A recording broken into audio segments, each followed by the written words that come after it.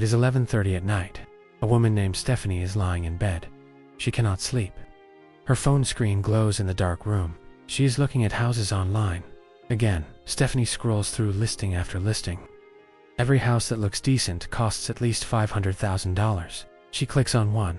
3 bedrooms, 2 bathrooms, built in 1995. The kitchen has old cabinets. The carpet is worn. The backyard is tiny.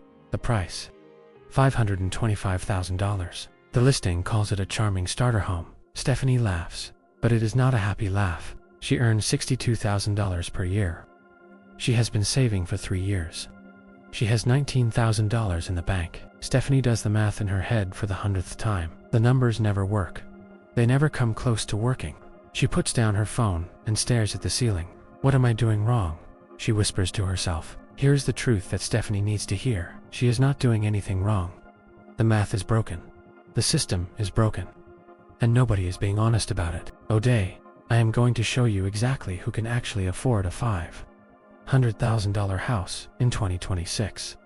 Not who the bank will approve. Not who can technically sign the papers, but who can genuinely afford it without destroying their financial life. These are the numbers that real estate agents do not want you to see. If you want to understand the real cost of home ownership, subscribe and hit the like button. This might be the most important money video you watch this year. First, let us understand what we are dealing with. $500,000 used to buy a lot of house. 20 years ago, that was a luxury home in most cities. Only wealthy people spent that much. Today, $500,000 is the starting point in dozens of American cities. According to the National Association of Realtors, the median home price in America reached over $400,000 in 2024. In major cities and their suburbs, $500,000 is completely normal. In Denver, the median home price is over $550,000. In Austin, it is over $470,000. In Seattle, it is over $800,000. In San Diego, it is over $900,000. $500,000 does not get you a mansion. It gets you a regular house in a regular neighborhood. Meanwhile, what has happened to incomes? According to the Census Bureau, the median household income in America is about $84,000 per year. Let us do simple math. A $500,000 house costs about 6 times the median household income. In 1990, the average home cost about 3 times the median household income. The ratio has doubled. Homes cost twice as much relative to income as they did 1 generation ago. This is not normal. This is not sustainable. And this is why so many people feel like homeownership is impossible. They are not imagining things. The math has fundamentally changed. Let us start with the first obstacle, the down payment. The traditional advice says you should put 20% down when you buy a house. 20% of $500,000 is $100,000. $100,000 cash before you even move in. According to the Federal Reserve, the median savings account in America has about $8,000 in it. Most Americans are not a little short on a down payment. They are $92,000 short. Let me tell you about a man named Brandon. Brandon is 31 years old. He works as an accountant. He earns $78,000 per year. That is, above average. Brandon is disciplined. He saves 10% of his gross income every year. That is about $7,800 per year. At this rate, how long will it take Brandon to save $100,000 for a down payment? Almost 13 years. Brandon will be 44 years old before he has a traditional down payment for a $500,000 house, and that assumes house prices do not go up during those 13 years. Of course, they will go up. They always go up. Brandon is running on a treadmill. The finish line keeps moving further away. Okay, you might say. Just put down less than 20%. Many people do. The National Association of Realtors reports that the average down payment for first-time buyers is only about 8%. 8% of $500,000 is $40,000. Still a lot, but more achievable. But here is what happens when you put down less than 20%. You unlock a special punishment called PMI, private mortgage insurance. PMI is a monthly fee you pay because you did not have enough money for a full down payment. Here is the twisted part. PMI protects the bank, not you. You pay for insurance that helps the lender if you stop making payments. It is a tax for not being wealthy. According to the Urban Institute, PMI typically costs between 0.5% and 1.5% of the loan amount per year. On a $450,000 loan, after a 10% down payment, PMI might cost $200 to $400 per month. That is money that builds no equity. That is money you never see again. That is money you pay simply because you could not afford to put down more. Let me tell you about a couple named Eric and Danielle. Eric and Danielle saved for 5 years. They have $50,000 for a down payment. 10% of a $500,000 house. They are proud of themselves. $50,000 is a lot of money, but now they will pay PMI, about $320 per month, over 4 years, until they have enough equity to remove PMI. Eric and Danielle will pay over $15,000. $15,000 that does nothing for them, except satisfy the bank's risk department. This is the penalty for being middle class instead of wealthy. Now, let us calculate the actual monthly payment.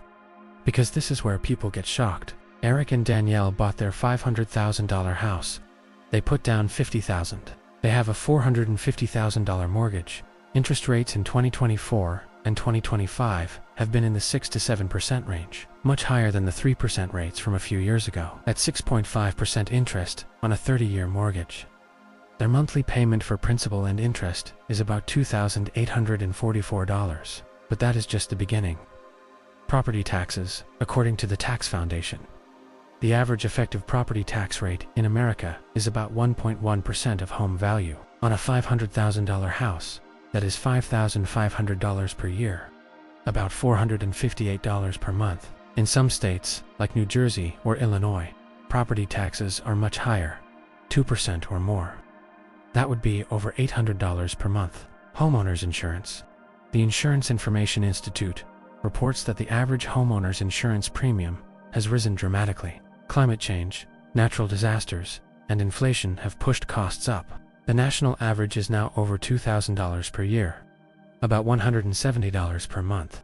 But in states with hurricane, flood, or wildfire risks, insurance can cost $4,000 to $8,000 per year, up to $667 per month. Let us use a middle number, $250 per month. Maintenance and repairs. This is the cost everyone forgets until something breaks. The standard rule is to budget 1% of your home's value per year for maintenance. On a $500,000 house, that is $5,000 per year, about $417 per month. Morgan Housel writes about this in The Psychology of Money. He explains that people are bad at predicting future costs. We imagine the best case, not reality. Reality is that roofs leak, furnaces die, water heaters explode, pipes freeze, foundations crack. These are not if expenses, they are when expenses. As we discussed, about $320 per month. The total, let us add this up for Eric and Danielle. Mortgage principal and interest, $2,844 property taxes, $458 insurance, $250 maintenance fund, $417 PMI, $320. Total monthly housing cost, $4,289, and this assumes nothing goes wrong. No special assessments from the HOA, no emergency repairs beyond the budget, no increases in taxes or insurance. This is the true monthly cost of a $500,000 house. Now let us talk about affordability rules. Financial experts have a guideline called the 28% rule. This rule says you should spend no more than 28% of your gross monthly income on housing. This is not a random number. It comes from decades of research on when households start experiencing financial stress. According to a 2024 study from the Harvard Joint Center for Housing Studies, households spending more than 30% of income on housing are considered cost-burdened. Those spending more than 50% are severely cost-burdened. Cost-burdened households struggle to afford other necessities. They have less money for food, healthcare, transportation, and savings. Let us apply the 28% rule to Eric and Danielle's situation. They are spending $4,289 per month on housing. For this to be only 28% of their gross income, they would need to earn $4,289 divided by 0.28 equals $15,318 per month gross dollar. 15,318 times 12 equals $183,816 per year. Eric and Danielle need to earn almost $184,000 per year to comfortably afford a $500,000 house under the 28% rule. How many American households earn that much? According to the Census Bureau, only about 15% of households earn $150,000 or more. Only about 8% earn $200,000 or more. This means roughly 85% of American households cannot comfortably afford a $500,000 house. This is not opinion. This is math. Here is where things get confusing. The bank will approve you for much more than you can comfortably afford. Banks use something called the debt-to-income ratio. They will approve mortgages where your total debt payments, including the mortgage, equal up to 43% of your gross income. 43%. That is 15 percentage points higher than what financial experts recommend. Let me tell you about a man named Mitchell. Mitchell earns $90,000 per year. That is $7,500 per month gross. The bank calculated his maximum approval. At 43% debt to income, Mitchell could have total debt payments of $3,225 per month. He has no other debts, no car payment, no student loans. The bank approved Mitchell for a $480,000 mortgage. Mitchell was excited. He found a house for $495,000. Under his approval amount, he bought it. Here is what Mitchell's life looks like now. His total monthly housing cost is about $4,100. That is almost 55% of his take-home pay after taxes. After housing, Mitchell has about $3,400 per month for everything else. Car insurance, $150. Gas, $180. Car maintenance fund, $100. Health insurance, his portion. $280 groceries, $450 utilities, $320. Phone, $85 internet, $70 subscriptions, $45. Mitchell has spent $1,680. He has $1,720 left. But wait, we have not talked about clothes, haircuts, medical copays, dental care, gifts for family, any entertainment whatsoever, dating or social activities, emergencies, retirement savings, any other savings at all. Mitchell makes $90,000 per year. That used to be a good salary. That used to mean a comfortable life. Mitchell is house poor.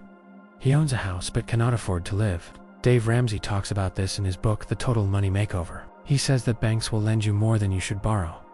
Their approval is not your permission. The bank profits from your interest payments for 30 years. They do not care if you eat ramen for dinner every night. Let me tell you about the expenses that surprise new homeowners. A woman named Ashley bought her first house 2 years ago. She felt prepared. She had done research. She knew about property taxes and insurance. Here's what she did not expect. The furnace in her first winter, the furnace stopped working. The repair cost was $350. A few months later, it happened again. $500. The technician told her the truth. This furnace is 18 years old. It could die any day. A new one costs $8,000. Ashley does not have $8,000. She barely had money for the repairs. The trees, a storm knocked a large branch onto her roof. Removing it cost $900. The roofing company found damage. Fixing it cost $2,300. Then she learned that the large oak tree in her backyard was diseased. Removing it before it fell on her house cost $4,000. The foundation. Ashley noticed cracks in her basement wall. A foundation company came to inspect. Minor settling, they said. But you should seal these cracks before water gets in. Cost $1,800. The HOA assessment. Ashley's neighborhood has a homeowners association. They announced a special assessment to repave all the roads. Ashley's share, $2,400, due in 60 days. In 2 years, Ashley has spent over $20,000 on unexpected house expenses. Her maintenance budget was $5,000 per year. She has spent double that. Ashley recently said something that stuck with me. I own a house that owns me. This is the reality that real estate listings do not show. Let us be very clear about who can genuinely afford a $500,000 house. Scenario 1. The single high earner to afford $4,289 per month in housing at the 28% guideline. A single person needs to earn about $184,000 per year. According to the Bureau of Labor Statistics, only about 7% of individual workers earn this much. These are doctors, lawyers, senior engineers, executives, and successful business owners. If you are not in this category, a $500,000 house on a single income is a stretch. Scenario 2. The dual income couple without kids. A couple needs combined income of about $150,000 to afford this house comfortably. That is $75,000 each. According to research from the Pew Research Center, about 25% of married couples earn this combined amount. But here is the catch. This only works if they do not have children. Childcare costs dramatically change the math. Scenario 3. The family with help. Many people buying expensive houses have financial help from family. A 2024 survey by the National Association of Realtors found that about 23% of first-time buyers received gift money from family for their down payment. The average gift was over $50,000. If someone else pays your down payment, the monthly math gets easier. You have a smaller loan and no piano, but not everyone has parents or grandparents who can write $50,000 checks. Scenario 4. The stretchers. This is where most buyers end up. They earn $100,000 to $140,000. The 28% rule says they should not buy a $500,000 house, but they do anyway. They spend 40, 45, sometimes 50% of their income on housing. They make it work by cutting everything else. No vacations, no eating out, no savings, no retirement contributions beyond the minimum. They are one job loss, one medical emergency, one major repair away from crisis. These people are not stupid. They are not bad with money. They are trying to participate in the American dream with math that no longer works. Let me introduce you to two brothers. Their names are Jason and Andrew. Both are 33 years old. Both earn $90,000 per year. Both have $50,000 saved. Jason buys a $490,000 house. He uses his $50,000 for the down payment. Andrew keeps renting. His rent is $1,800 per month. He invests the $50,000 and continues investing the difference between his rent and what Jason pays for housing. Let us compare them after 10 years. Jason's situation. Jason's housing costs are about $4,200 per month. After 10 years of payments, Jason has paid off about $80,000 of his mortgage principal. He still owes about $360,000. His house, if it appreciated 3% per year, is worth about $670,000. His equity, about $310,000. But Jason has not been able to save much else. The house consumed all his extra money. His retirement account has grown slowly. He has minimal other savings. Andrew's situation. Andrew pays $1,800 per month in rent. That is $2,400 less than Jason pays. Andrew invests $2,000 per month, not quite all the difference, since rent increased a bit over time. His $50,000 initial investment plus $2,000 per month, earning an average of 8% annually in an index fund, has grown to approximately $470,000. Andrew also contributed more to his 401k than Jason could. He has about $80,000 more in retirement accounts. Andrew's total investment portfolio, over $550,000. Andrew has more wealth than Jason, and Andrew can access his money anytime. He is not stuck in one location. He is not responsible for a roof or a furnace. Robert Kiyosaki made this argument in Rich Dad, Poor Dad. He said that a house you live in is not an asset. It is a liability. It takes money out of your pocket every month. The real assets are investments that put money into your pocket. Jason's house might eventually make him wealthy. Might, if prices keep rising. If he stays for decades. If nothing expensive breaks. Andrew's investments are already making him wealthy. Guaranteed. Through compound growth. Every single month. I want to talk directly to you now. If you've been feeling like a failure because you cannot afford to buy a house, please listen carefully. You are not failing. The system has failed you. When your parents bought their first home, houses cost about 3 times annual income.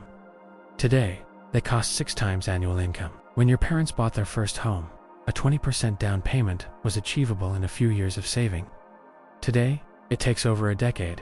When your parents bought their first home, interest rates might have been higher, but house prices were much lower in real terms. The math has fundamentally changed, and pretending it has not changed is causing massive financial harm to an entire generation.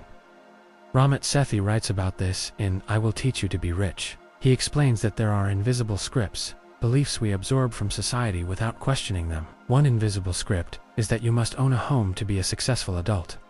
This is not true. Owning a home you cannot afford does not make you successful. It makes you stressed. Owning a home that prevents you from saving for retirement does not build wealth. It destroys it. Owning a home that leaves you one emergency away from disaster is not security. It is the opposite of security. You have permission to wait. You have permission to keep renting. You have permission to invest the money you would have spent on an unaffordable house. You have permission to move to a cheaper city. You have permission to buy a smaller house than you thought you wanted. You have permission to reject the idea that your worth is measured by whether you have a mortgage. So what should you actually do? First, know your real numbers. Calculate your true housing budget. Take your gross monthly income, multiply by 0.28. That is your maximum housing cost if you want financial breathing room. If you earn $6,000 gross per month, $72,000 per year, your maximum housing budget is $1,680. That probably means a $500,000 house is not realistic for you right now. Second, calculate the real monthly cost.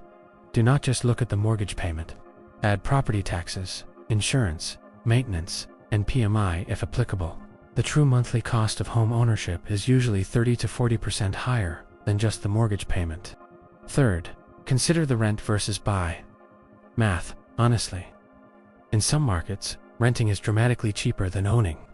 Use those savings to invest. A 2023 study from Florida Atlantic University found that in many major cities, renting and investing the difference produced better financial outcomes than buying. Fourth, if you do buy less house. A $350,000 house leaves room for emergencies, savings, and life.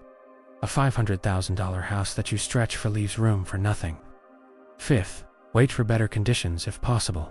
Interest rates fluctuate. Markets correct. Your income may increase. Buying the wrong house at the wrong time can set you back a decade. Waiting and buying the right house at the right time can set you up for life. Let me end with a story about Stephanie from the beginning. Remember her? Lying awake at night, scrolling through houses she could not afford, feeling like a failure. Stephanie stopped looking at $500,000 houses. She started looking at smaller homes in a nearby town. Less trendy, but more affordable. She found a townhouse for $295,000. 3 bedrooms. Small but nice. Her total monthly housing cost is about $2,200. Manageable on her salary. She has money left over every month. She maxes out her retirement account. She has an emergency fund. She went on vacation last summer for the first time in years. Stephanie's townhouse is not Instagram perfect. Her friends with big houses sometimes make comments, but Stephanie sleeps well at night. She's not scared of her bills. She is building real wealth. That is the real American dream. Not a specific type of house. Not a certain price point. Financial security. Peace of mind. Options for your future. Those things matter more than square footage. If you cannot afford a $500,000 house right now, that is okay. You are not behind. You are not failing. You are just living in a time when housing math is broken. Focus on what you can control. Save, invest, build wealth in other ways. The house will come eventually. Or maybe it will not, and you will be wealthy anyway. Either way, you win. Thank you for watching. If this video helped you see housing costs clearly, please share it with someone who needs to hear the truth. Subscribe for more videos about money, housing, and building real financial security. I will see you in the next one.